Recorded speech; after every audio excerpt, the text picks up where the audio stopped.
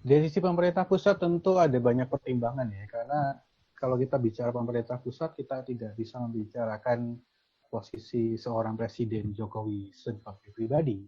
Ada koalisi besar yang bergabung di dalamnya dan itu tentu perhitungannya tidak mudah. Jadi delegitimasi dan sebagainya ini juga akan menjadi sebuah perhitungan sendiri.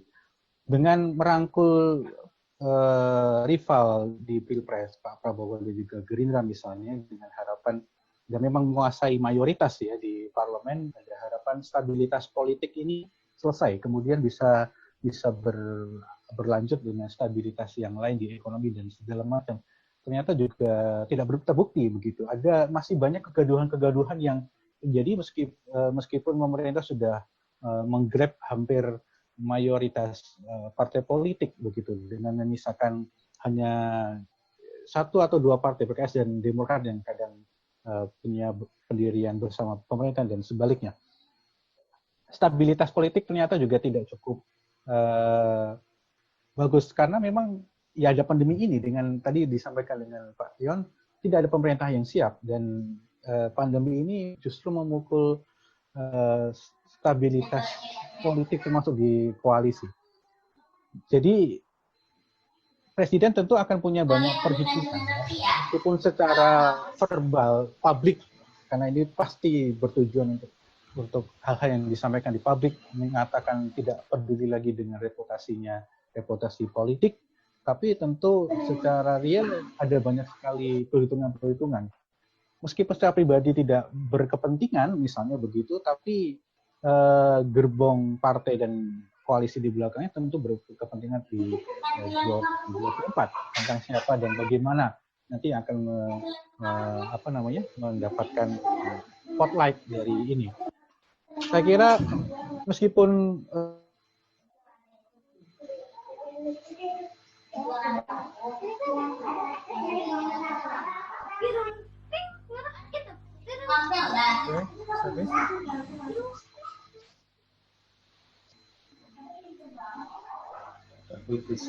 terputus ya.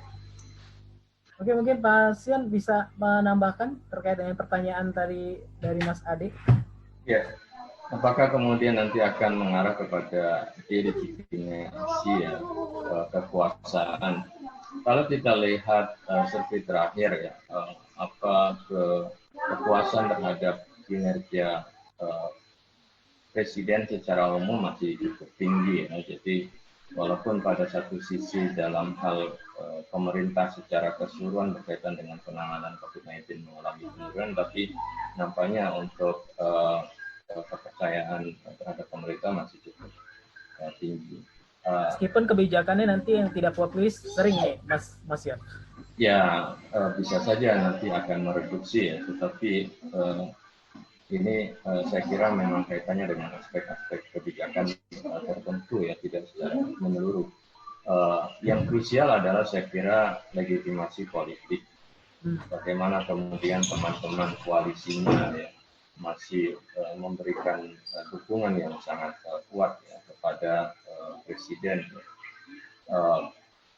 Ya dalam kondisi yang seperti ini kan tentu presiden tidak mau ditinggal sendiri ya. Jangan sampai kemudian presiden begitu kuat memikirkan persoalan COVID-19 sementara teman-teman koalisinya sudah mulai berpikir tentang 2024 gitu kan. Ini kan nampaknya tidak etis jadinya. Nah, tapi kalau kemudian kebijakan presiden menjadi tidak populis dan itu merugikan. Sekarang ini kan yang lebih banyak menentukan dalam kondisi saat ini kan apakah itu nantinya akan merugikan partai politik.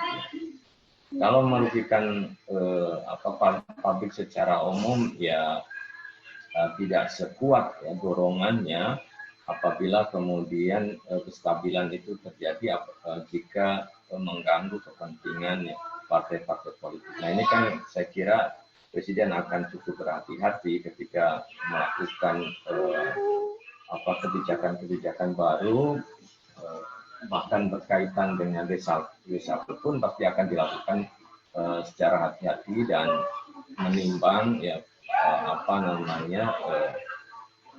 kekuatan ya partai-partai pendukungnya, jadi tidak akan bisa mengurangi dukungan dari partai-partai politik. Jadi ya ini saya kira kemudian bisa saja sebagai cara untuk mengganti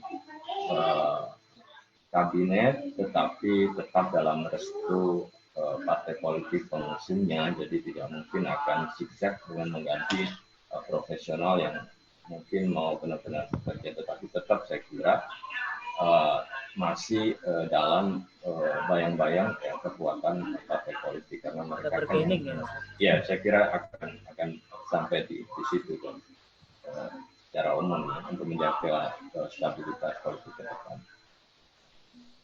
Oke, mungkin Mas Hafiz sudah bergabung ya. Ada yang ingin dilanjutkan, silakan jawabannya. Ya, secara tambahan sedikit. Jadi indikator pertama bukan satu-satunya, tapi indikator pertama keberhasilan sebuah negara menangani COVID masih indikator kesehatan. Ya, indikator kesehatan. Jadi bicara tentang ini soal menyambung soal reshuffle tadi ya.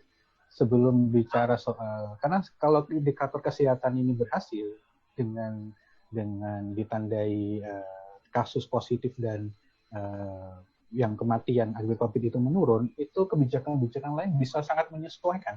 Pendidikan, ekonomi bisa segera menyesuaikan. Meskipun di negara lain yang sudah landai ada gelombang kedua dan segala macam, tapi relatif sudah bisa menemukan polanya.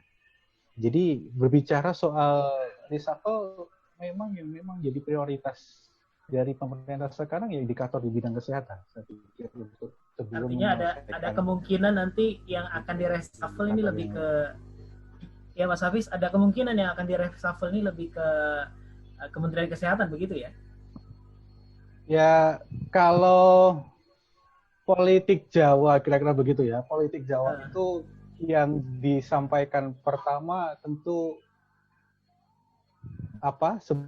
kalau sudah disampaikan secara kemarin kan yang dimention hanya 2 ya sebenarnya oleh presiden ya, bansos dan anggaran kesehatan, kira-kira 2 itu. Bansos dianggap dengan kata cukup begitu, sementara kesehatan yang menjadi catatan itu. Kalau sudah disampaikan secara terbuka, artinya ini satu hal yang harus segera tidak boleh tidak begitu, dan akan menjadi top of mind bagi presiden bahwa hal ini harus segera, kalau tidak mungkin akan segera diselesaikan begitu, karena sudah disampaikan secara publik, kira-kira begitu ya. Ada kemungkinan tetap ada kemungkinan, tapi kalau indikator kesehatan ini tidak diperbaiki, saya pikir indikator yang lain akan sulit. Jadi yang prioritas utama adalah bagaimana indikator kesehatan harus benar-benar menunjukkan sesuatu yang lebih baik begitu ya, terutama dalam penurunan terkait dengan positif atau terpapar COVID dan juga angka meninggal dunia